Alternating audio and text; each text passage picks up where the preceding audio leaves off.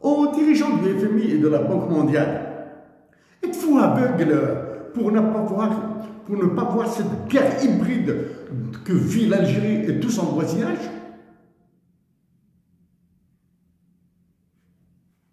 Aussi, pour relancer l'économie en Algérie, il faut des travailleurs patriotes, motivés et productifs. Actuellement, ils sont abattus et découragés, puisque le climat des affaires et les libertés qui lui sont consubstantielles sont un abcès de fixation dans vos analyses. Aucun mot, même pas une allusion aux détenus politiques en Algérie, en relation avec l'économie. Parmi ces détenus que nous considérons innocents, il y a Ihsan El Khadri, condamné pour une débilité judiciaire portant sur un financement, alors que cette misère des private equities est encouragée dans le lancement de cette autre ineptie linguistique dans les pays sous-développés comme l'Algérie et que sont les startups. Il est évident que vous êtes conscient que ce que vous avez fait et fait subir à l'Algérie se déroule dans un environnement de guerre sanglante. Nous les rappelons pour vous, et nous les rappelons pour les Algériens qui ont moins de 35 ans. Entre 1985 et 1989, c'est l'introduction de Tina qui a exigé le déclenchement de la tragédie d'octobre 88, durant laquelle des assassinats sans sommation ont été commis et des enfants ont été torturés.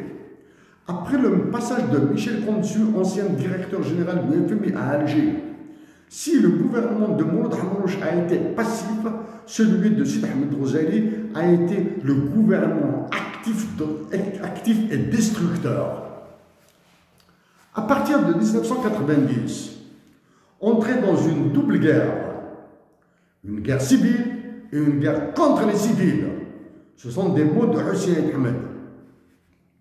L'Algérie a plongé dans une crise de liquidité financière qui a lancé comme un bolide la destruction de l'économie de l'Algérie. Dévaluation du dinar, création de holding, démantèlement des entreprises publiques, des privatisations assassines, surtout dans l'industrie, et suprême infamie. Distribution sans garantie de l'argent public pour des investissements stériles, devenus une créance non recouvrée et non recouvrable.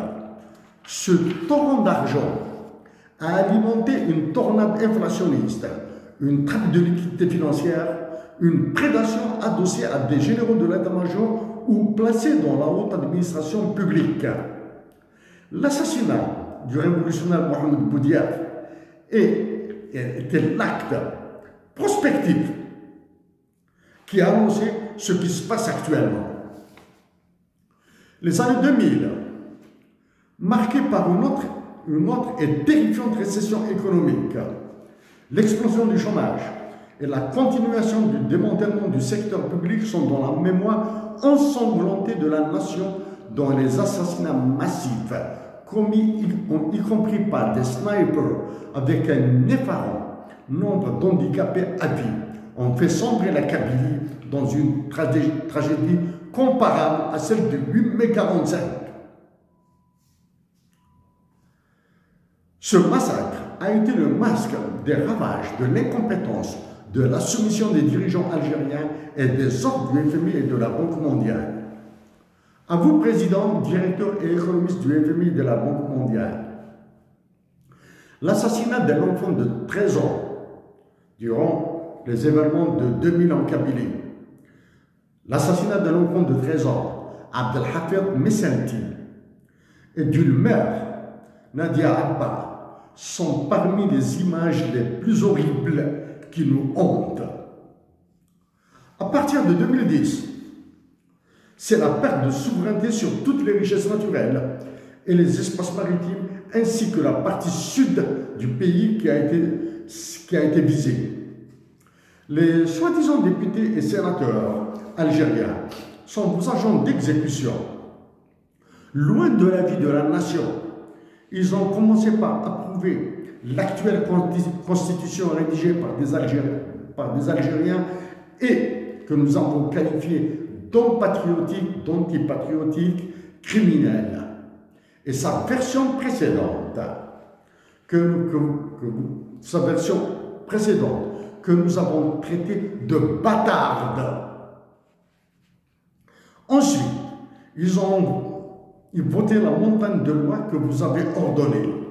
Des lois tout aussi criminelles les unes que les autres, alors qu'ils n'ont jamais proposé une pour protéger la nation.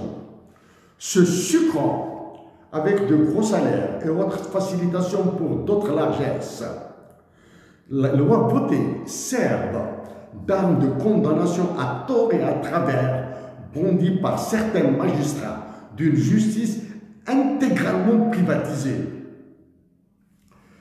pour envoyer des innocents en prison.